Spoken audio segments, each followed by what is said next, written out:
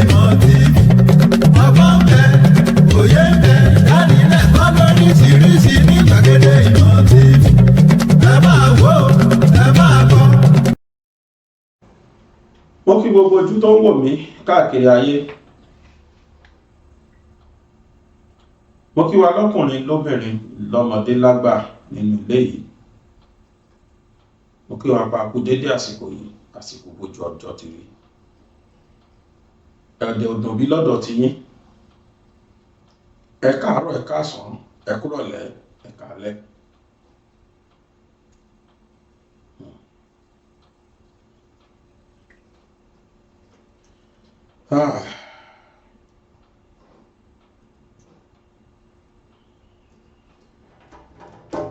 Mi ò mọ ibi tí mo ti fẹ́ bẹ̀rẹ̀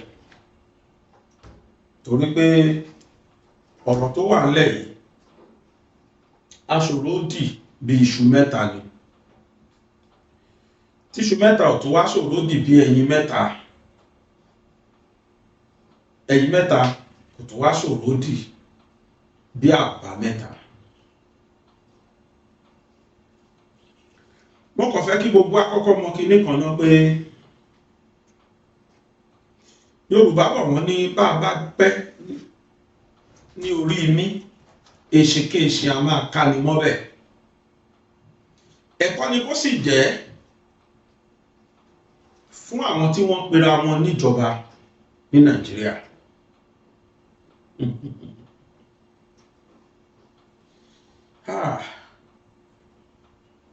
Bàbá Bọ́lá Ahmed Tinubu ọmọ olódò dẹ́.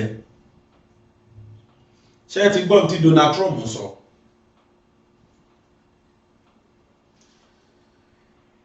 A rí bẹ́ẹ̀, ìdí tí ó fi rí bẹ́ẹ̀ ni wípé ó ti pẹ́, it is long overdue tó yẹ kí Nigeria government ti take action, káwọn state governors káàkiri kí wọ́n ti take actions ní state wọn, but oníkálukú feel on concern. Gbogbo wa feel on concern. Aráàlú ń sunkún, ìjọba ń gbójú kúrò ń bẹ̀ bí ẹni pé kò kún àwọn.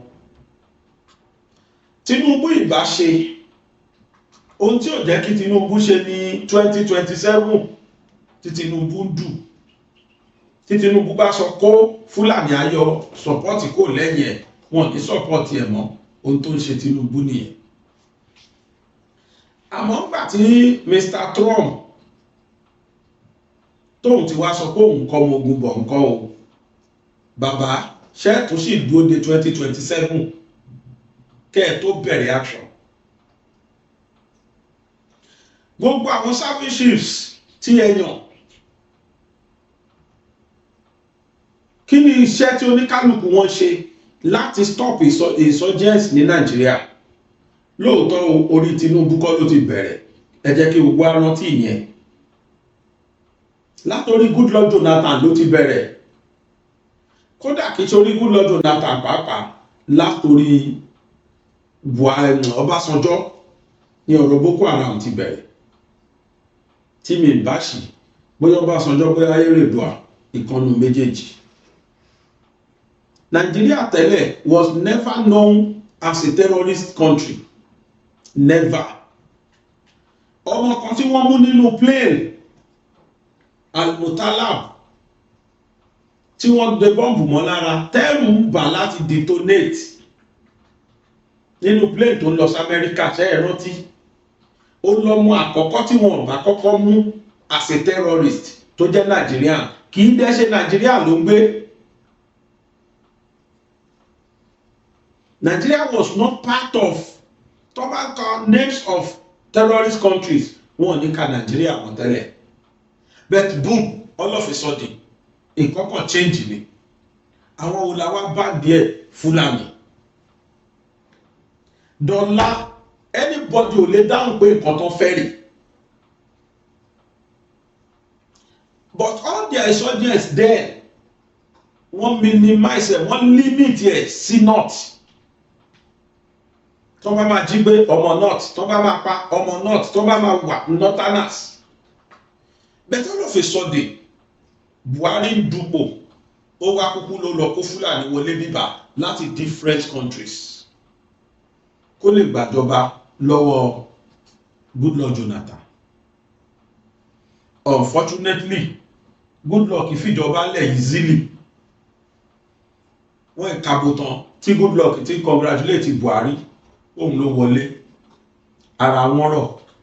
Àwọn ọmọ ìyá wọn tí wọ́n kó wọlé Buhari ò mọ tó lè ṣe sí wọn mọ́. Ìdùnnú pòun ti wọlé kò jẹ́ kó lè mọ tó lè ṣe. El-Rufai sì rìn kiri Nàìjíríà o, kódà ó tún fọ́ọ̀mù political party pàápàá. Nigeria government kílẹ̀ ń wò. Gumi negotiator wọn ó sì wà Nàìjíríà tó rìn kiri o. Nigeria government kílẹ̀ ń wò. Àtàwọn alágbára bẹ́ẹ̀ ìyí tó wà níjọba àti tí ò sí ìjọba mọ́. Kódà Dubai ṣe wá lóore kan, wọ́n bá wa ka gbogbo orúkọ àwọn tí wọ́n ń sponsor àwọn ará bíi Díọ̀lá èèrà òrìn wọn.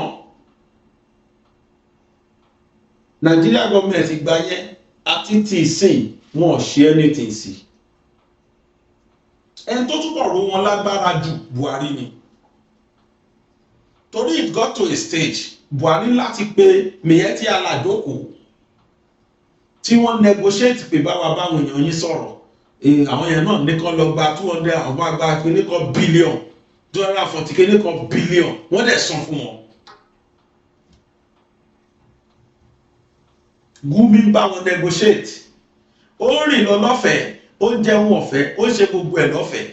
Ká lè mọ bí tí inú ń bí àwọn international countries dé. Tínú bí àwọn foreign countries dé. Gumi fẹ́ lọ Mọ́kà, wọ́n lè padà pé kó gbọ́dọ̀ wọ̀lú àwọn. Bẹ́rẹ̀ ìpàkọ́ ló yẹ kí ìyẹn jẹ́ fún gọ́fúmẹ̀ntì Nàìjíríà. Dátà takú.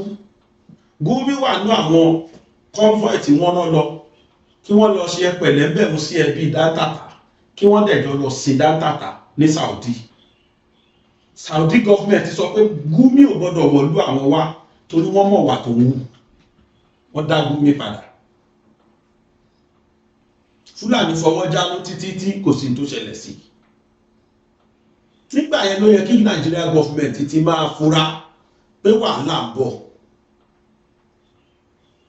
Boom, all of a sudden lágbọ́n tí Donald Trump sọ. But kíní kan ní correction tí mo fẹ́ kó wáyé ń bẹ̀ gbogbo ẹ̀yin tẹ́ ń wò mí kárí ayé. Ẹ má jẹ́ ká bá wọn sọ́mọ́ kì í ṣe tó dáa. Ó lè dá wàhálà lẹ̀ Nàìjíríà. Christian ní kọ́kọ́ ní Fúlàní ń pa o. Rárá. Èyí tó yẹ kí gbogbo wa máa sọ ni pé kíjọba wa bá wa stop culpable homicide tó ń lọ fún ọmọ citizen Nàìjíríà. Gbogbo citizen Nàìjíríà ní Fúlàní ń pa. Wọn mọ Muslim, wọn mọ Christian. Àbẹ̀tí níbi tí Fúlàní ti múyàn rí. Tó ti bí pé which religion are you doing? I'm a Muslim. Ta ni máa lọ lọ́fẹ̀ẹ́? Which religion? I am oníṣẹ̀ṣe. A ní máa lọ lọ́fẹ̀ẹ́. Which religion? I am a Christian. Pàrọ̀ àwa yìnbọn pa. Ṣé bẹ́ẹ̀ ló ṣe Nàìjíríà? So gbé tá ń gbérú mọ́ culpable homicide on Christianity jáde fake ni lọ́dọ̀ tèmi. Both Muslim, Christian, oníṣẹ̀ṣe gbogbo wọn ni wọ́n pa wọn ọmọ ẹni Fúlàní ọmọ anybody.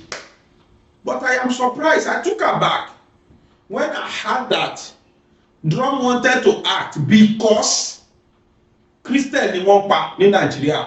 Mo ní rárá. I love Donald Trump coming to help us. Bóyá Nigeria government àtàwọn governors tó kù bóyá wọ́n ti ẹ̀ pàkìtì mọ́ra because kò ṣe gbọ́ náà ìtìjú ni. Fúlàní rìn bó ṣe bá play fídíò ibi tó ti pọ̀ yẹn. Fúlàní rìn láàrin Nàìjíríà, look at them. State kan ní ilé ìtàn wà pẹ̀lú ìbọn lọ́wọ́.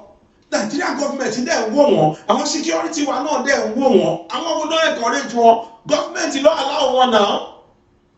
Oríwo ni ká kọ sígbẹ̀ pé ilé ìtàn wò yìí. Kò ṣe é gbọ́ sétí. tábà wá rí gọ́fìmẹ̀ntì kan lọ́la tó gọ́fìmẹ̀ntì kan ní any foreign country tó wá nídìí kó fẹ́ wá gbèjà Nigerians not gbèjà Christian, they should remove that clause. Báwọn fẹ́ wá nítorí Christian tó ń pa is wrong. They should come because of the citizen of Nigeria tí wọ́n ń pa. Ládùúgbò mi bí báyìí wọ́n ṣọdún Ifá, bàbá yẹn ọdọọdún ló máa ṣọdún Ifá ẹ̀, ó dẹ̀ máa ń pa àwọn èèyàn wa káàkiri. Wọ́n ṣe ó wà very very elaborate, mi tí kò dé bí báyìí. Ok, wọ́n dẹ̀ ṣọdún Ifá ẹ̀ tó ń parí ẹ̀ bí 11. Àwọn kan sì wá ń ta, wọ́n ń gbatẹ́gùn, àwọn tó kù ti sùn. Kò pẹ́, ètí mò ń sọ it was early 2023 kí Buhari tó lọ. Àwọn Fúlàní dẹ́dẹ̀ bíbà wọ́n dẹ̀ wọnú compound yẹn, nǹkan tó bá yẹn tẹ̀ ṣe ń pọ̀fọ̀ kí á ní wọ́n gbébọn fún. Wọ́n pa àwọn èèyàn níbi ọdún fáyẹn, wọ́n dẹ̀ gbé àwọn kan lọ 25 million ni wọ́n fi gbà wọ́n. Ó lè débi pé ládùúgbò mi yìí àbí ò tí kò débẹ̀, àwọn èèyàn mo rí wọn tó ń pàkẹ́ ẹrù tí wọ́n ń kó ìyàwó wọn àtọmọ kúrò ládùúgbò. Ṣé Christian nìyẹn? Ká tètè gbọ́ 70% àwọn tí wọ́n pa ní north they are Muslims. Àìmọye mọ́sálásí kan ti lọ pààyàn, wọ́n ṣe yídì lọ́wọ́ báyìí lọ́dún kan, wọ́n dẹ̀ lọ pa gbogbo àwọn tó wà yídì tàn bá. Ṣé Christian ló lọ yídì? A ní kí gbogbo wa panupọ̀ ká bó lè wì káyé sọ pé ibi tó ní òun fi sí òdá. Christian kọ́kọ́ ni wọ́n ń pa gbogbo èèyàn ní Nàìjíríà. Ìdùnnú ni tábára àwọn ìlú tó dìde mọ́ wa, torí pé ká bá tọra wa àwọn tó wà níjọba mọ̀ ń pa wọ́n ṣe ń pa wá o.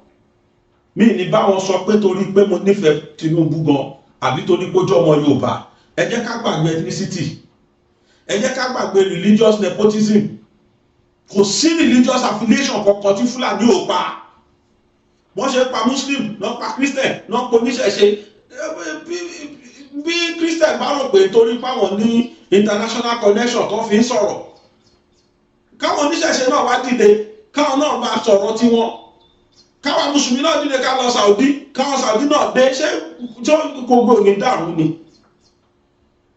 Let Donald Trump bring his people to save Nigerians, not Christianity. Àwọn Fúlàní yóò mẹ̀sìn, kò sí tó kọ́ wọn pẹ̀lú ẹ̀sìn. Wọn ò dẹ̀ bẹ́ anybody léèrè kan tó pa, àbí a Muslim or Christian pa ò rárá o. Bọ́n ṣe ń wọ ṣọ́ọ̀ṣì lọ pààyàn lọ wọ mọ́sálásí. Wọn ò tiẹ̀ wọ mosque kékèké, àwọn central mosque ńláńlá ni wọ́n destroy. Ẹni bá sọ pé wọ́n ní máa mú fáàtì tó pọ̀ wá. I don't against Walai. I don't against Donald Trump coming to Nigeria. I'll be the last person to buy against them. Bóyá àti ẹ̀ máa ráwọn èèyàn gba ìgbèjà wa because bébí ṣe ń wo yìí Fúlàní ti sọra wọn tó lọ́rùn ní Nàìjíríà. You see them. Mo ní fídíò kan lọ́wọ́ níbi tí Fúlàní ti dúró nílẹ̀ Yorùbá. Ó kó ẹran wọ inú oko. Àwọn yẹn dẹ̀ ka yín mọ́ bẹ̀, àwọn bíi mẹ́ta. Wọ́n tún wá sọ fún bí ẹ kú ẹran yín kúrò, ẹ̀yin sọ fún wọn pé ṣé ò ní ìní pẹ́ ṣá. Ọyá ẹ máa gbọ̀ náà, ẹ wá bá wa jà náà, ó ní fídíò yẹn rí. Ṣé ń bọ̀ ọ̀rọ̀ ti dirú bí báyìí? Lèèyàn máa gbọ́ pé Trump lóun fẹ́ wá gbèjà nínú wọn ò ní dùn. Kí Trump má gbọ́ lórí Christianity nìkan o, èmi fásitì yìí sọ fún pé àti Muslim àti Christian àti oníṣẹ̀ṣe ni wọ́n ń pa, má gbèjà Christian nìkan, wá gbèjà gbogbo ọmọ Nàìjíríà papọ̀. Àkọlé story tí mo sọ nìyẹn. Má ní ò jẹ́ Christian nìkan, gbogbo wa náà ń pa. Mo submit, mo nawọ́ sókè on behalf of the whole Nigeria, no religious affiliation, both Muslim, both Christian, both oníṣẹ̀ṣe. I'm speaking on their behalf. Gbogbo wa ni wọ́n ń pa, gbogbo wa la dẹ̀ resolution sọ̀rọ̀ yìí. Don't let it be Christianity alone. Kò sẹ́ni tí wọ́n pa o, the resolution sí àwọn olóṣèlú bó ṣèlú lọ ni. Tó bá tún di 2027, wọ́n á tún ní ká jáde dandan ká dìbò fáwọn. Bẹ́ẹ̀ bá wá gbèjà wa welcome yín o, kódà bí bá ní pure water máa wá gbé fún yín. Bí bá wọn bí ẹ wà, tí n bá lè débẹ̀, máa wá gbé pure water fún yín, bó jẹ́ pure water lówó mi ká. Pẹ́sà gbàwẹ̀ ṣàánú wa o, àmọ́ bí Fúlàní ti wá o. ìdùnnú tó ga ló máa jẹ́ fún mi tẹ́ ẹ bá wá, èmi náà support ẹ̀. But ẹ tún jẹ́ ká ti bí yìí wo Nigerians, ẹ tún jẹ́ ká ti bí yìí wo ṣé ẹ rí òfúnnilẹ́dìyẹsìn gbòdìndì ẹran lọ́wọ́ ẹni l'Amẹ́ríkà so òfúnnilẹ́dìyẹsìn gbòdìndì ẹran lọ́wọ́ ẹni. Ṣé kìí ṣe pé a fẹ́ kó ẹdìyẹ tà ká fowó rawó tá a torí pẹ́dìyẹ ń bẹ̀rẹ̀, torí pẹ́dìyẹ ń lóṣù la ṣe fẹ́ tẹ́dìyẹ, tí àwọn wá dé tí àwọn ń tiro. Ìtumọ̀ àlọ́ mi tí mò ń pa ni pé àwọn tó láwọn fẹ́ wá gbèjà wa yìí, ṣé ẹ̀mọ̀ kan ti ní wa sínú láti evade wa tẹ́lẹ̀, tán bá dé tán kọ́ mogun wọ́wọ́ lù bíbà, tán bá wá láwọn wá gbèjà wa, ṣé wọn ní gbèjà wa tán kọ́ sọ́ra wọn dọ́lọ́hun lórí wa? Ṣé wọn tún ní colonize wa lẹ́lẹ́kejì? Gbogbo troops wọn ti wọlé, gbogbo nǹkan ìjà wọn ti wọlé already, wọ́n ti station ara wọn sí gbogbo ibi tó yẹ kán station ara wọn sí. Àwọn àwa pa Fúlàní, tó bá pa Fúlàní kan ṣé wọn ní fira wọn rọ́pò? Èmi rò pé solution sọ̀rọ̀ yìí ni pé tẹ́ Tinubu tó bá létí tó fi ń gbọ́ pé kó pín Nàìjíríà, that is just it for now. Let him divide it. Ẹ pín sir, ẹ pín your excellency, ẹ pín, it's no more working. That is just the solution. Kí Donald Trump máa pàrọ̀ mọ́ o, kí wọ́n pín country ní solution bẹ̀. Ẹ divide ẹ̀ kò ní kálukú máa bá tiẹ̀ lọ. Ìjọṣepọ̀ àwa àti Fúlàní ò dán mọ́rán mọ́. That is my own submission, and that is the only solution tí mo ní kó wà síbẹ̀. Yíbò ń ké, Haúsá ń ké, Yorùbá ń ké, ìran Fúlàní nìkan ṣo iná ni. Ìran Fúlàní nìkan ni. Bẹ́ẹ̀ bá gbọ́pọ́n pa wọ́n Katsina, àwọn wo Fúlàní. Bẹ́ẹ̀ bá gbọ́pọ́n pa wọ́n Ìlọrin, àwọn wo Fúlàní. Bẹ́ẹ̀ bá gbọ́pọ́n pa wọ́n l'Ékòó, àwọn wo Fúlàní. Ṣé Fúlàní nìkan ló wà láyé ni? And the funniest part is, these people are not even our citizens. Ayálégbé ni wọ́n, àwọn tá a gbà sílé ni. Àtàwọn tí ìjọba lọ mọ̀ọ́mọ̀ lọ kó wọlé dandan lé wa lórí. Now they are killing at will.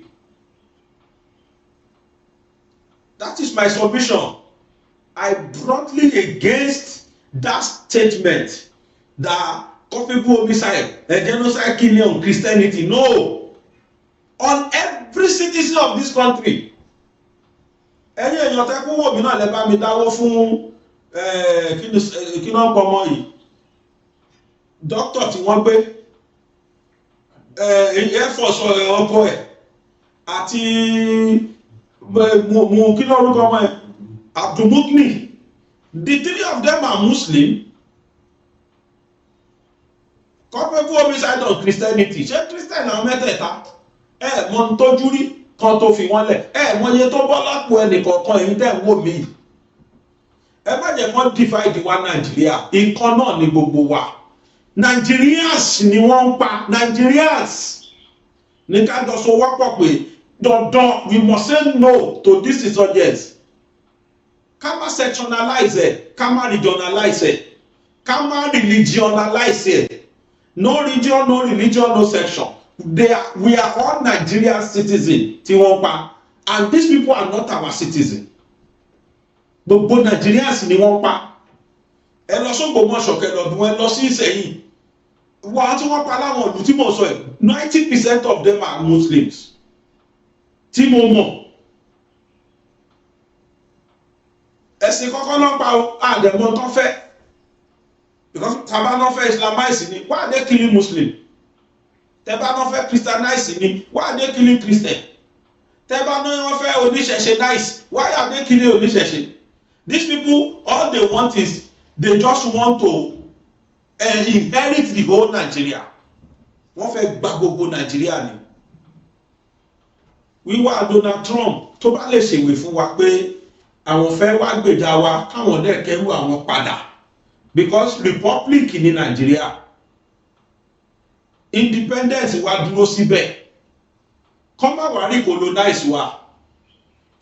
fúnni lẹ́nìyẹsìn gbòdìdì ẹran lọ́wọ́ ẹni ni wọ́n o wọ́n mọ gbogbo ọrọ̀ ajé tó wà Nàìjíríà o tó wọ́n bá wọlé wa láì ó mú mi kì í ṣàwọn nìkan kí wọ́n papọ̀ mọ́ France kọ́ papọ̀ mọ́ àwọn olótúnlágbára kí wọ́n parapọ̀ bẹ́ẹ̀ kí wọ́n wá gbèjà wa Nàìjíríà tí Ibrahim Traoré náà bá lè ká ọmọ ogun ẹ̀ wá kò burú o Australia nígbà yẹn ló wà lẹ́yìn Ibrahim Traoré ó gbogbo àwọn insurgents ìlú ẹ̀ ó finish wọn tán pátá bàbá nínú ẹ̀ Nàìjíríà ó tún bí ókè kódà inú mi ìbá máa dùn pa o torí pé nísìnyí kò sọ dá mi lójú gbagba kò sọ olóṣèlú kan bọ́n ṣe jápọ̀ àná gbèjà wọn ẹ̀ kò sọ olóṣèlú kan tó bá lóun drive láti Èkó lọ sí Àbújá àbọ̀ drive láti Àbújá wá sísàlẹ̀ wọ́n á gbé wọ́n á pàdánù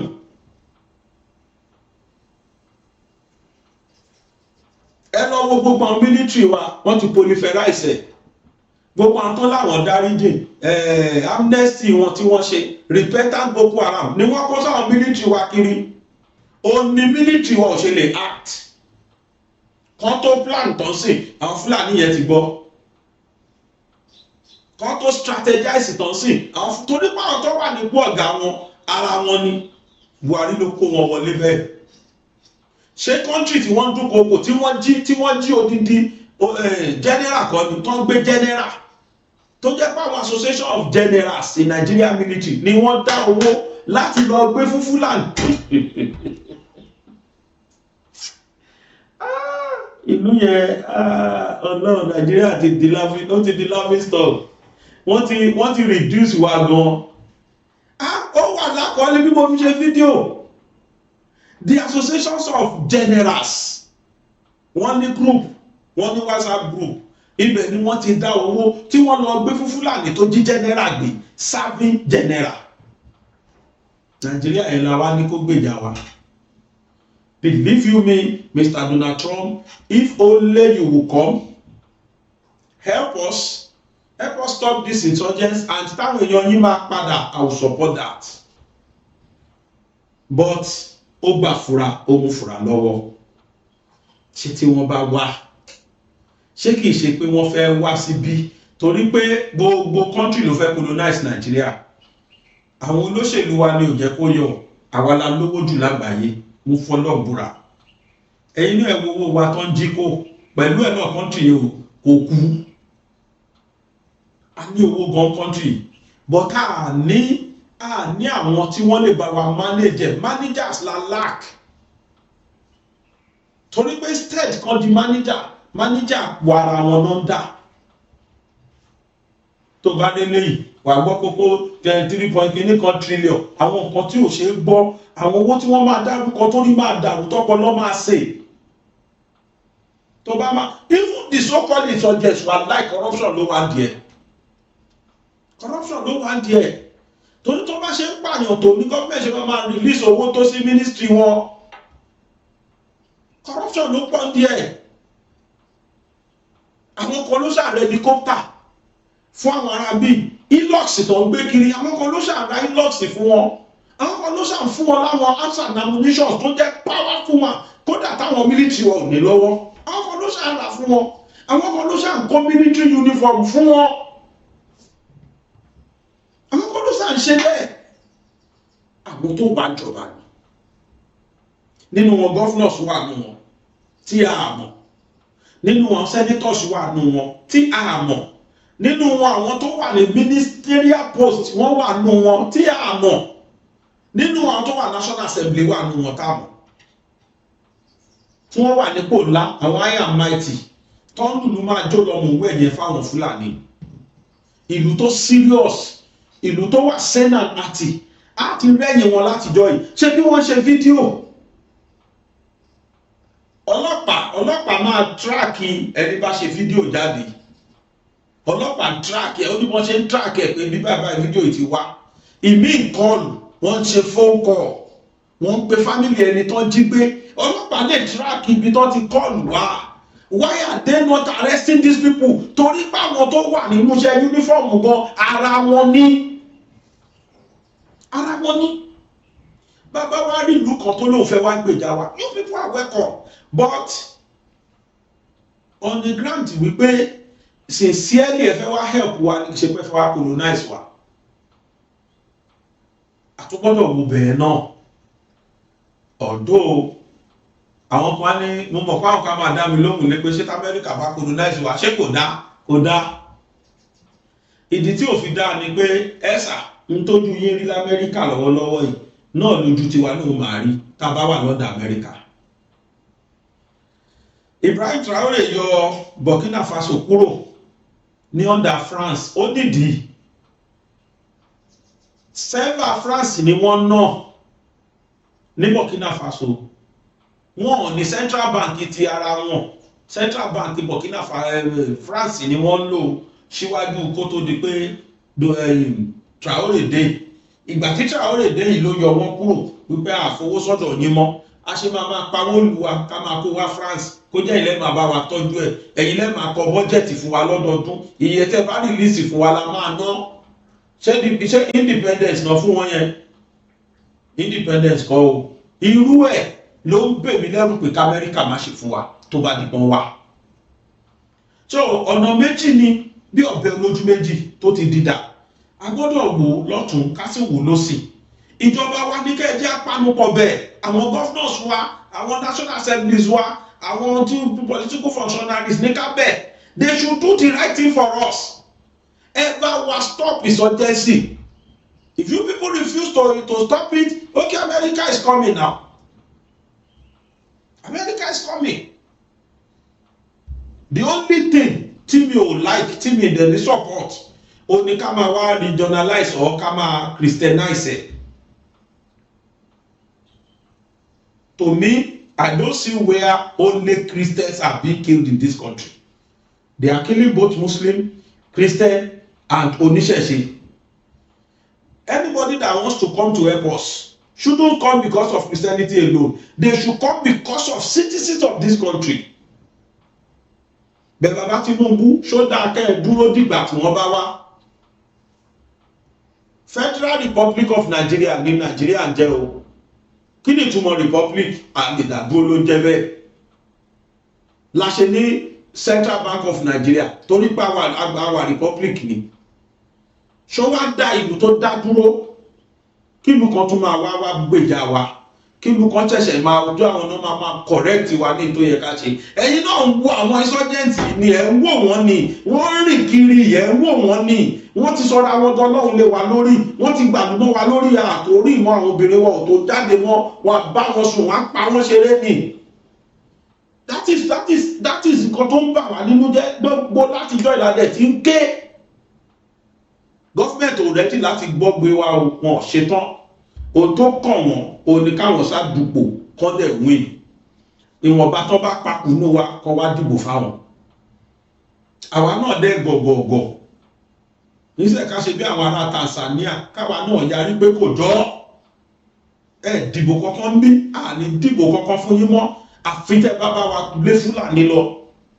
Àwa náà tẹ̀lé wọn blindly.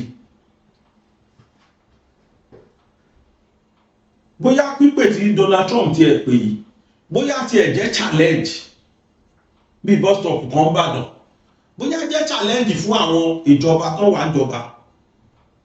Torí pé èmi ò rí pé Nàìjíríà aṣẹ́gun Fúlàní anytime soon. Mi ò rí. Ẹ̀yin náà wo tuntun pa fún wa. Kí ló bí Ìgbòho jáde? Kí ni Ìgbòho torí ẹ̀ jáde? Ṣèbí torí pípa ni tó ń pààyàn yìí ni? Ṣèbí torí pípa tó ń pààyàn yìí ni? Kí ló di tí bá wa support Ìgbòho? Ṣèbí torí pé lóòótọ́ la rí pé Ìgbòho is very very correct. Ní tó jà fún is right. A lè máa wo lọ báyìí náà. A lè máa wo lọ báyìí. Ẹ̀yin tẹ́ wà níjọba, ìtanilólobó, ìtanijí ló yẹ kí nǹkan tí Trump sọ yẹn jẹ́ ló yẹ kó jẹ́ fún yín. Ó yẹ kó ta yín jí ni pé lóòótọ́ la máa ti sùn. Ẹ criminalize mi yẹn ti àlà. They are evil society ni wọ́n. Irọ́ náà pa pé business group làwọn. Àwọn gbogbo ni wọ́n wà dẹ́ Gumi. Ẹ declare Gumi wọn tẹ̀ jẹ́ pàṣẹ kan lọ gbé Gumi. Tẹ́ ẹ bá ṣe bẹ́ẹ̀, tẹ́ bá ṣe bẹ́ẹ̀ ẹ̀rí pé sọ́jẹ́sì á stop ẹ̀rí pé Fúlàní á sá kẹ́ ẹ pàṣẹ shoot aside ẹni Fúlàní tẹ́ bá ti rí bọ̀ lọ́wọ́ ẹ̀ kí káwọn ológun wá finish ẹ̀ á ní kí Fúlàní má gbé Nàìjíríà Fúlàní tó bá rẹ́dì láti gbé peacefully kó gbé rẹ̀ bọ́tí tó bá ti jọ ní apààyàn ní kó pàdánù lẹ́sẹ̀kẹsẹ̀ gbogbo núgbò wa ẹ kó àwọn ológun wa síbẹ̀ kí wọ́n rumigate gbogbo núgbò wa kó gbogbo wọn jáde kó finish wọn. ìgbà yẹn la tó mọ̀ pa níjọba ìgbà yẹn la tó mọ̀ pé owó táwọn governors wa ń gbà security vote is correct but láì kò ṣe yẹn nonsense ni tá à ń ṣe Nàìjíríà lóòótọ́ ká sọ tọrọ fúnra wa nonsense of highest order ẹ̀rù dẹ̀ bá Tinubu torí kò fẹ́ lose 2027 bàbá ẹ gbàgbé 2027 ìdàkẹ́ pín Nàìjíríà ọ̀ọ́kẹ́ wọ ṣòkòtò kan náà pẹ̀lú àwọn Fúlàní solution nìyẹn o láì kò ṣe bẹ́ẹ̀ kékeré ni ti Donald Trump àwọn ìlú tó tún ju Donald Trump lọ tún bọ̀ àsọ̀rọ̀ mo yẹn ṣe fídíò lọ́wọ́lọ́wọ́ yìí àwọn Fúlàní ti wà ládùúgbò wa mo ti ń gbóhùn màálù ìjọ la fẹ́ ṣe yẹn gbà ojoojúmọ́ lẹ́rù bá wà láti sùn everyday tí bá fẹ́ sùn báyìí máa ń béèrè níṣẹ́ títí lẹ́kùn gbogbo lé tó rẹ́kùn bèèrè fúnra mi ẹ̀rù bá gbogbo wa ó ní mo ṣe shock nígbà tí mo gbọ́ pé ẹ̀wọ̀n ni wọ́n pa Christian nìkan níbo àìmọye mùsùlùmí tẹ́mi ẹ̀ ti lọ sí àìmọye oníṣẹ̀ṣe tẹ́mi mọ̀ tẹ́mi ẹ̀ ti lọ sí tẹ́mi wọ́n ti lọ sí kò sí religion affiliation nú ẹ̀ wọ́n ò mọ anybody these people they are callous they are barbaric they are in fact tó bá sọ pé carnivorous animal ni wọ́n bẹ́ẹ̀ ni ebi ò rí inú wọn rí ìjọsíjọ mo ti rìn láyé mi and the funniest part ni pé they are not Nigerian citizens wọ́n kàn jọ opportunist Nigeria ni wọ́n ti sọ di business they are making business from it àìmọye ẹbí àìmọye family tí wọ́n ti sọ̀bànújẹ́ ayérayé sí àìmọye ìdílé tí wọ́n ti sọ di olórí burúkú tó jẹ́ pé olórí ilé wọn breadwinner wọn ti pàdánù wọ́n ti fún ẹlòmíì ní permanent disability Fúlàní wọ́n ti fún ẹlòmíì ní permanent disability tí ò lè rìn mọ́ láyé. kódà Ọmọyẹlé Sowore tí gbogbo á mọ̀ pé ọ̀tá Tinubu tó ga jù ni òun náà lanu ó sòdodo ọ̀rọ̀ ó ní there is genocide killings against poor people against Muslim against Christian against Nigerians kò sẹ́ni tí sọ́jẹ́sì yóò bá ẹ jẹ́ ká bọ́rọ̀ tí Sowore sọ. There's genocide against the poor in this country. There's genocide against Muslims in this country. There's genocide against Christians in this country. There's genocide against children in this country. To now separate it and say maybe it's one religion or the other. Interestingly, Nigeria doesn't count or do DNA of people who are killed to determine whether they are carrying a Bible or a Quran. So, the number of people that were abducted on our road yesterday, did anybody find out whether they are Christians or Muslims? Whereas the US can nitpick symbolically to say, because they have policies, definitely. They say, oh, you know, there are genocides against Christians in Nigeria. Why is the US not taking the same position in Gaza? That there's genocide against Muslims by Israel. So there's international hypocrisy about that. In a country where they are killing 6,000 people a day, you did not designate the killer as a genocidal government. But you are here. Please, let's be careful. I am not in any way defending what is happening in Nigeria. But I'm just saying that the problem with Nigeria has nothing to do with religion. It's complete irresponsible leadership and insecurity that kills everybody. Yes. What about when the terrorists go and kill people in the mosque? When you talk about insecurity in this country today, it happens more in the north, in the Muslim part of the north. And that's the truth. That's where they go to mosque. I think they killed about 35 people in a mosque in Kas, and the people who killed them were not Christians.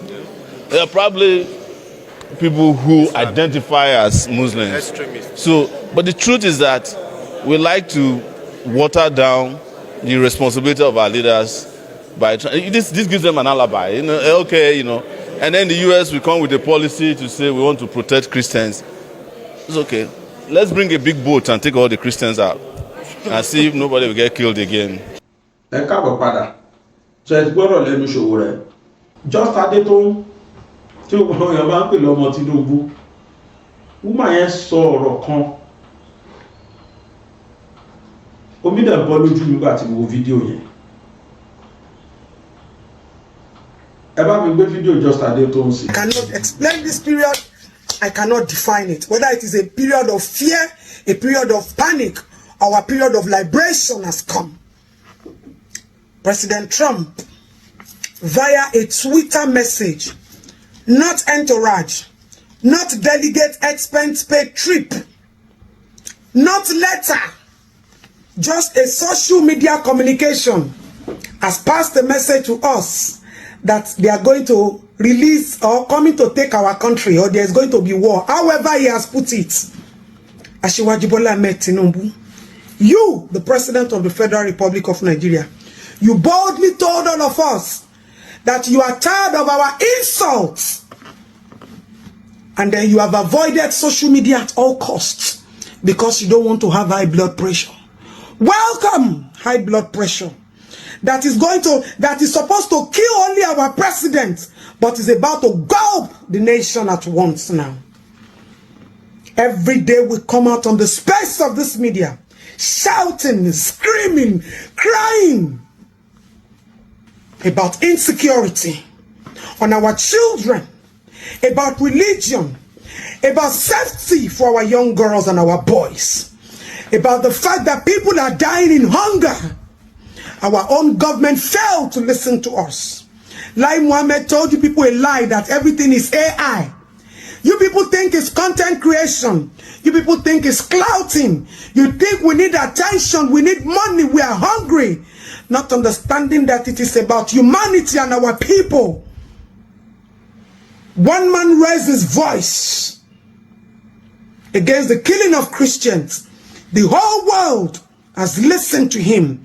And Trump has shown the supremacy of power. And you people are still talking about sovereignty. There is nothing called political sovereignty. This is the voice of the lower level against the voice of the high and mighty. Asiwaju Bola Ahmed Tinubu. I don't know how you became president, whether it is by hijacking or by rigging, or by ambition or by cruelty. But listen to the voice of the masses. Nothing must happen to us in this country. We have cried and screamed enough. It is not about APC. It is not about us as a family.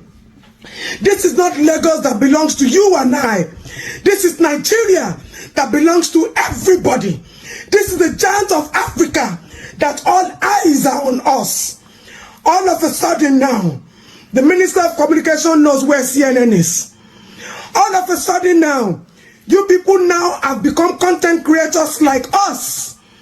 The official Asiwaju Tinubu page on Instagram was contracted to some people. The same Rano Mokri that told us that you are a drug baron, the same Rano Mokri that fights every political parties just to favor one person, has suddenly become the mouthpiece of Nigeria instead of the president himself. When last did you grant presidential statements? When last did you engage journalists? When last did you do any presidential briefing? Trump communicated only through WhatsApp, through Twitter. The mouthpiece of the global face, of the global stage. You ignored everybody. Asiwaju, it is not about the ambition to become the president. Your ambition is supposed to be to serve Nigerians and save us. Have you forgotten in 2014, January 29, this same you, Asiwaju, during Goodluck Jonathan, you said it that they were killing Christians. Can you see the outcome of Muslim tickets? Asiwaju Bola Ahmed Tinubu, I don't know how you appointed Minister of State, Minister of Defense, let me list them, Minister of Intergovernment. All of you ministers ministers, I don't know who you paid to. I don't know who you found, how you found your way there. But it is either you resign now, or Asiwaju should sack you and let them employ competent people. Asiwaju, Nigeria must not go down. Nothing must happen to us. This is not about tribalism. This is about we as a nation. This is about our motherland. This is about the masses. This is about the insecure. Nigeria is no longer home. Everybody in Canada, America, everybody, they call those places their home, because home is where there is safety. Home is where the government feels the pain of the common man. Home is where the government understands its responsibility and not its titles. Minister of Foreign Affairs, you failed to initiate contact with American counterparts. All of you, what you people have been doing, end this Boko Haram rehabilitation program. End Boko Haram rehabilitation program now. You are doing peace meeting. You failed to do peace meeting. You failed. Asiwaju, you have failed. The best thing for you to do now is to accept failure and begin to reconstruct and reconsider saving this country. Nobody should attack us. There is nothing called political sovereignty anymore. I wrote some things down. I wrote some things down, and I want you to share it. Interstate grazing should stop. Interstate grazing should stop with immediate effect. Publicly ban headsmen from carrying AK-47. This killing of Muslims has been going on. They call it Boko Haram. They call it insurgency. They call it all sorts. As you lay your bed, so you lie on it. You see, the way you sat down, the way you are looking, the way you portrayed yourself on the chair is the same way the international organization has snapped you and they are addressing Nigeria. You people now understand that this is a generation called woke. I call this English all the time. It is not about hierarchy of power. It is about listening to the masses. Are you willing to open your ears now? Are you willing to save this country? Asiwaju, nothing must happen to us. All of us are apprehensive now. Go to that page called Official Asiwaju Bola Ahmed Tinubu. Everybody is there now calling for Trump to make it faster than expected, because everybody is tired. 61% of Nigerians are living in poverty. I did a video a few days ago. I told you 2027 should be the cheapest election. If only you listen to the voice of the people. You surround yourself with sycophants. People who cannot tell you the truth. People who don't give you daily briefings. People who don't understand, who don't report to you. Shayi, you go to the north all the time. You share rice, you share money to secure 2027 election. Have you for once told Papa that things are happening, that people are dying? Onyibo people do not understand massacre. They don't see it. It is not a norm for them. We have accepted dying daily. 700 and something die today, 500 die tomorrow. Our children are being molested. A whole Minister of Women Affairs told me few days ago that I'm rude because I am asking for the state to take responsibility of Ochayan's death. Ochayan's death is just one out of millions of children that the society has failed. And how did the society fail them? There is this Child Rights Act that is supposed to be in effect, fully loaded, but we have a Child Rights Act that is empty and has failed thousands and millions of children. I've said it countless times. If I don't do cases of child molestation, I do nothing less than 4 million in a day. Minister of State, Minister of Defense, Minister of Intergovernment Affairs, Minister of Communication, all of you should get out of those offices. You are incompetent. Now you are running from pillar to post, but you ignore that we're shouting. You think it's easy to be shouting? You think it's easy to be coming on the media space all the time, complaining? You turn deaf ears to us. But the international society has not turned deaf ears, because this is about we as human beings and not about we as Nigerians. This is not about we as APC. This is not about we as Lagosians. Asiwaju, I have told you countless times, you own Lagos. Nobody is contending with you. You don't own Nigeria. You cannot rule Nigeria the way you are ruling Lagos. You cannot give instructions in Nigeria. You have to listen to the people. Take the people's emotion, security, safety, voice into consideration. Look at where we are now. Ashwaju, nothing must happen to us. Nothing must happen to the citizens of the Federal Republic of Nigeria. The blood of everybody is hanging on your neck. Our safety is hanging on your neck, Bogu. This is not about greed to gain power. This is the call to serve humanity. Accept defeat. Apologize to Nigerians. Seek for time. Begin to engage the journalists. Begin to engage citizens. This country is for us. It is ours. Ile mama waniyo, ile baba waniyo, ile oyin, ile wara. Nigeria, it is our own. It is not for we, the Asiwaju clan. It is not for APC. It is for the masses, the common man, the Muslims and the Christians. Yorùbá bọ̀ wọ́n ní ọ̀rọ̀ ẹnìkan, ọ̀rọ̀ ọlọ́gbọ́n wọ́n nìkan náà ni, wọ́n lọ́rọ̀ àṣírí nìkan ló yàtọ̀. Ẹ̀gbọ́n tí Uma yẹn sọ, ẹ̀rí pọ́rọ̀ yẹn dọ́gba. Kí n tó máa bá ètò mi lọ, ẹ bá gbàgbé Dr. Mayegun, àwọn náà wọ́n wà nílé, àwọn náà wọ́n gbìyànjú, àwọn èèyàn tó ń pè wọ́n kódà wọ́n ṣe gudugudu méje yàyà mẹ́fà. Wọ́n tó bá ní spiritual problem, tó ní one problem or the other, ẹ pè nọ́mbà yẹn, Dr. Mayegun ni wọ́n jẹ́. So far àwọn tí wọ́n ń pè wọ́n, ìdùnnú náà ni wọ́n rí lọ́wọ́ wọn, ìdùnnú ń bá lọ́dọ̀ wọn. Mi ò tí ì rí èèyàn kankan kó rìpọ́ọ̀tì wọn fún mi pé wọ́n gbá òun rí, mi ò rí. So far Dr. Mayegun náà jẹ́, ẹ pè phone number wọn. Bákan náà ni pé dictionary wa ó ní, ó sì wà fún títà fún àwa tá a bá nífẹ̀ẹ́ sí. 29,000 là ń tà. Mo lọ́wọ́lọ́wọ́ yìí nílẹ̀ Yorùbá o, mo fẹ́ ní kò fẹ́ sí síbì kan tí a lè báyìí fi ìwé yìí ránṣẹ́ sí mọ́. Aláfi ránṣẹ́ sí Kogi, odidi Kogi state, àfi ránṣẹ́ síbẹ̀. So ẹ pè wá 29,000 ni, ó sì kù tó bí 30 tí ń bá ṣe, ó sì kù lọ́wọ́ wa nígbà. So ẹ tó bá nífẹ̀ẹ́ sí, kẹ́ pè nọ́mbà wa ká fi ránṣẹ́ sí yín.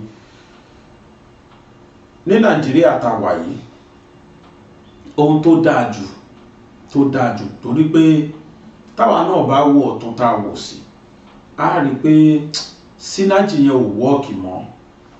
Àwa náà rí pé synergy yẹn ò work, I must confess to you. Ìdí nìyẹn táwọn èèyàn fi pariwo pa afẹ́ lọ pín. A fi àsìkò yí pé Nigeria government, ohun tó buná sójú sìn tí ó gbọ́ ọmọ Nàìjíríà kígbe ni pé ẹ bá wa rí sọ̀rọ̀ Fúlàní, kẹ́ bá wa stop ẹ̀. Má bá mi show fídíò wọn yẹn, ẹ wo bọ́n ṣe, ọ̀rọ̀ yẹn jẹ́ bànújẹ́ fún yàn. Wọ́n wọ ìlú wa, àlùjọba ń bá wọn ṣe meeting. Abẹ́ẹ̀rí, wọ́n ló ń bá wọn dá lọ. Kí lẹ fẹ́ bá pààyàn dá? Irú dialogue wo lẹ fẹ́ bá pààyàn dá? Gumi ló ń kówó fún wọn tẹ́ rí. Ṣó ṣe é gbọ́ ni, ṣó ṣe é gbọ́ ní Nàìjíríà tó wà sẹ́nà àti ṣó ṣe é gbọ́ ni. Practically these people has defeated the government. Money. Government might not think it like that. The government has been defeated by these insurgents. Because tó bá ti di bẹ́ẹ̀ pé wọ́n ń bẹ̀ wọ́n, ẹ̀rọ wọn, ẹ tí wọ́n ti defeat yín lómi. Àwọn tó yẹ kí kẹ́ ẹ̀ gbó jálajàla ṣáà lológun Nàìjíríà ni. But all of them have been proliferized. Buhari ti kó àwọn irú papọ̀ mọ́ ṣàpà. Ó ti kó àlùkámà papọ̀ mọ́ èpò. Ó ti dání ẹ̀rù, ó ti du ẹlọ́nu custom ẹ̀ bá wọn bẹ̀. Kódà ẹlọ́nu ọlọ́pàá ẹ̀ bá wọn bẹ̀. Ẹlọ́nu army ẹ̀ bá wọn. Ẹlọ́ air force ẹ̀ máa bá wọn. Ẹlọ́ sí navy ẹ̀ máa bá wọn bẹ̀. Kò síbi tí wọn ò sí. Fídíò kan la rí lẹ́jọ́ mẹ́ta tí wọ́n mú kan, ó dẹ̀ lọ Amórì, ó dẹ̀ lọ jí ọta àbọn, ó lọ jí ammunitions tó kó lọ fáwọn ẹgbẹ́ ẹ̀, àwọn tí Buhari pè sínú military. Torí wọ́n ti jáde wọ́n láwọn repentant. Kí ló ń repent? Ìkan náà lọ́bí Ọlọ́run, ó rọrùn fún ràkúnmí láti gbójú abẹ́rẹ́ kọjá. Ẹ wo abẹ́rẹ́ bó ṣe kéré tó. Ó ló rọrùn fún ràkúnmí láti gba ihò abẹ́rẹ́ yẹn kọjá ju bó ṣe rọrùn fún ìwà kó fi oníwà sílẹ̀ lọ.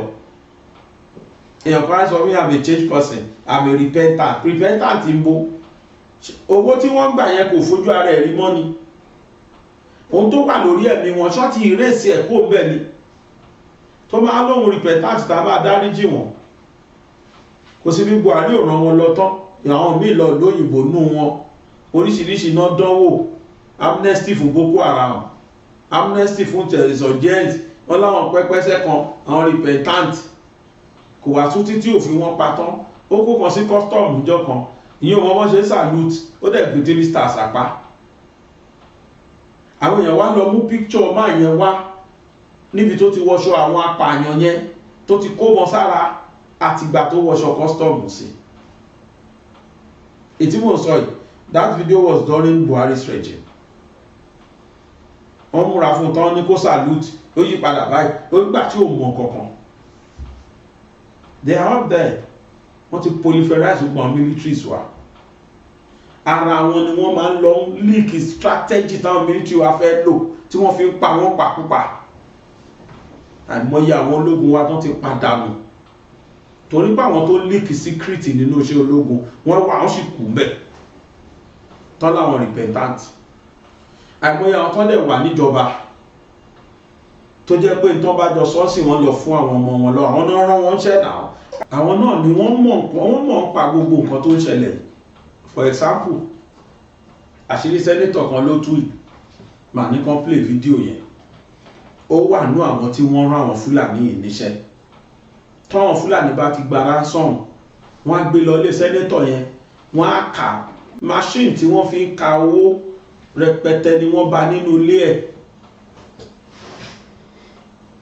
Wọ́n dẹ̀ rí wọ́n fídíò ẹ̀ báyìí tó ń gbé owó wọ, táwọn Fúlàní yẹn gbé owó wọnú ilé ẹ̀, wọ́n ka owó yẹn, wọ́n á ṣí àti ẹ̀, wọ́n á fún ní ṣí àti ẹ̀. Senator serving senator.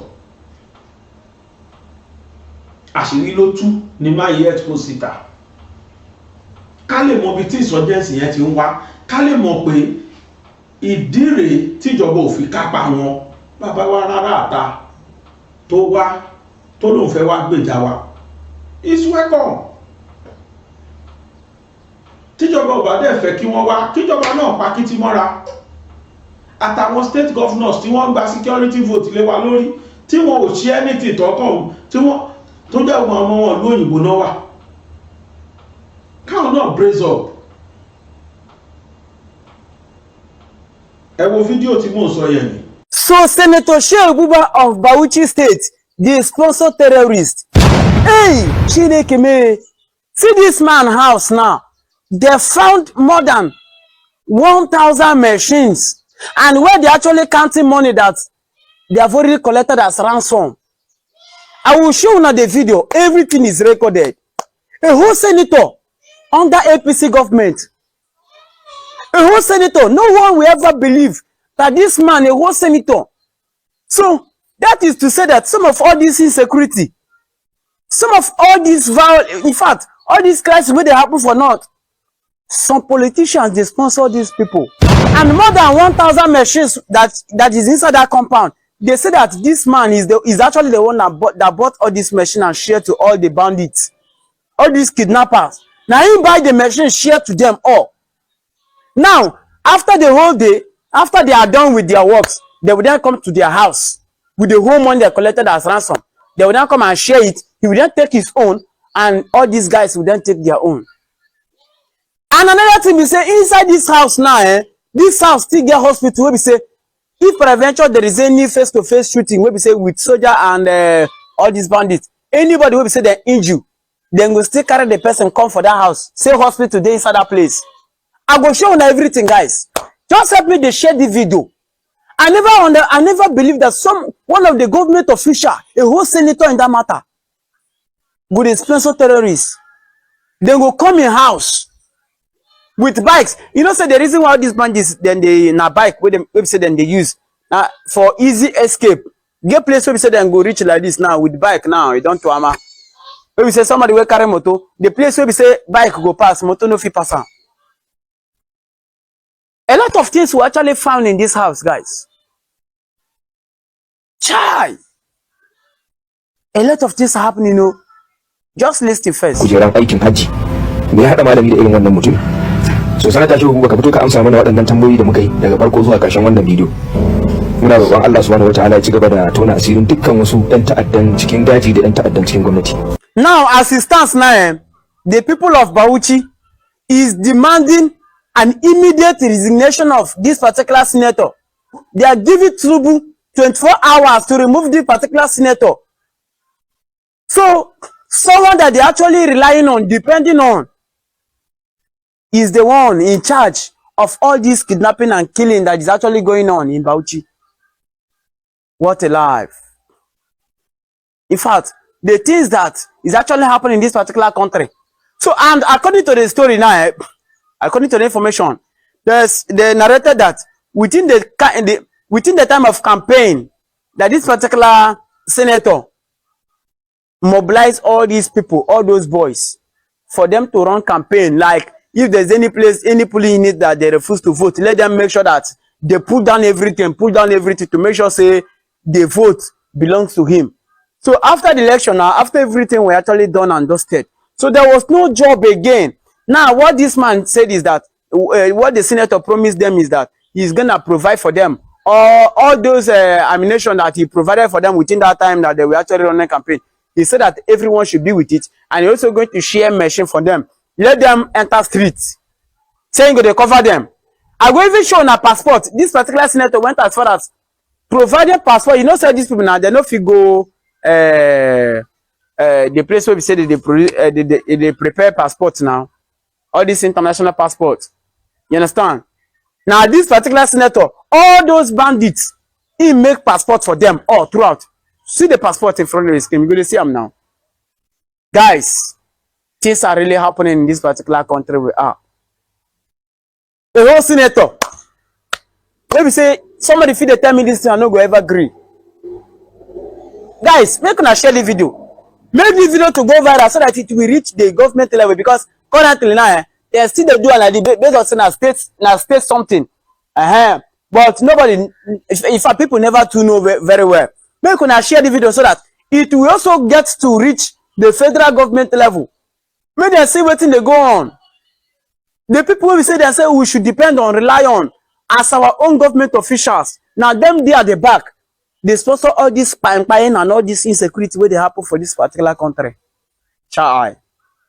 Ẹgbẹ́ mi tó jẹ́ ó ní Bauchi, ó ní sẹ́nétọ̀ kan, mi ní dárúkọ sẹ́nétọ̀, ẹ̀yin náà ti gbórúkọ ẹ̀ nínú fídíò yẹn. Ẹ wo wọ́n ṣe ń ka owó. Ẹ wo àwọn Fúlàní yẹn tó jókòó, tó ń gbowó wọlé. That is why tó fi jẹ́ pé lé apá kan mo support kí a rí foreign aid kí wọ́n wá help wa, provided tó bá pé tán bá wá tán help wa tán wá padà sílùú wọn, kì í ṣe pọ́n máa colonize wa. It's high time kí irú ẹ̀ ṣẹlẹ̀. Ṣé àwọn tán wà ń jọba yìí conspirator ni wọ́n, ló pọ̀ nínú wọn, conspirators ló pọ̀ nínú wọn. That is why tó fi jẹ́ pé ìjọba ò lè kápá àwọn Fúlàní yẹn. Torí àwọn tó ń jọ ń jókòó ṣe meeting pẹ̀lú ìjọba ara wọn ni. Ìlú sẹ́nétọ̀ yìí náà sì, òun náà wà náà tọ́jọ́ ti security meeting. Àbí fake Federal Executive Council meeting. Wọ́n jọ máa ṣe ni, wọ́n jọ ní plan ni lórí àwọn tó ń gbówó wá fún. John leak secret. Báwo ìjọba ṣe wá fẹ́ mọ̀ta nínú wọn? And ìjọba cannot exist in isolation. Ìrànlọ́wọ́ ni mo rí kó jẹ́ t'Amẹ́ríkà bá wá, àmọ́ kó jẹ́ wíwá wọn, kó jẹ́ lórí pọ́ help wa kankan ni máa lọ lò wọn padà. Tó dábàá ní ká fi tìjọba Nàìjíríà ṣe pé máa lọ ló ṣe ń lọ yìí. Bíbélì ní bí ó ti wà láti kọ́ṣe ni ó bẹ nísìnyí, bẹ́ẹ̀ ni ó sì máa rí nígbà gbogbo ayé ànípẹ̀kun. Tá a bá ṣọ́ra, it might be going like that for life. Bóyá ó máa kó lórí generation tí ó máa bọ́ sórí àwọn ọmọ wa, and our children not yet born. Bí ṣọ́ yẹ ti pèlè gbogbo òyìnbó yìí kọ́ lọ ṣàánú wa. Tá a bá ṣọ́ra, níbi tá à ń bọ̀rọ̀ àwọn Fúlàní ìlọ yìí, ó ti fẹ́ kọjá bẹ́ẹ̀. Ó ti fẹ́ kọjá bẹ́ẹ̀. Tó ìjọba èyí tó dáa jù kẹ́ ẹ ṣe tó jẹ́ grade A tó jẹ́ first class ó ní pé for now kẹ́ ẹ tètè gbégbèsè kò ní kálukú ọlọ́múdọ́mù yẹ gbé ẹ wá ṣèyẹn nìyẹn ẹ fún àwọn military wa lágbára kí wọ́n finish àwọn Fúlàní àwọn Fúlàní tẹ́mi owó yìí agbára military wa ò ní ká wọn láwọn tẹ́mi owó yìí tẹ́ kójoojúmọ́ ni wọ́n fi wọlé ní millions àwọn ibi tó ń bá wọlé ti wà porous àwọn bọ́dà wa wọ́n ti wà porous wọ́n wọlé bó ṣe wù wọ́n ni wọ́n dẹ̀ dé ti ha ogun mọ́ra ni àwọn kan sọ̀rọ̀ ọjọ́ kan àwọn èèyàn pè mí pé èdè Mali ni wọ́n sọ yìí which means àwọn Fúlàní tó ń ṣe nǹkan yẹn Mali làwọn ti wá ti wọn. Can you imagine? Ọlọ́run á ṣe dáadáa fún wa tó oníyanṣẹ́ ọlọ́kàṣe gbogbo èyí tí ẹ bá wa wò gbogbo iná la dúpẹ́ lọ́wọ́ ẹ ṣáàjẹ́ pé gbogbo akúnfàdùà torí pé a tún gbọ́dọ̀ padà sóko ẹrú ẹlẹ́ẹ̀kejì kò ní bójú mu o wọn ò ní rí kan ká wa o èyí tó dáa jù oníkàwá Yorùbá ká ti fọ́ọ̀mù kọ́ńtírì tiwa kí irú ẹ̀ tó ṣẹlẹ̀ láyọ̀. Àbíbí, àgẹ́gẹ́ ìmọ̀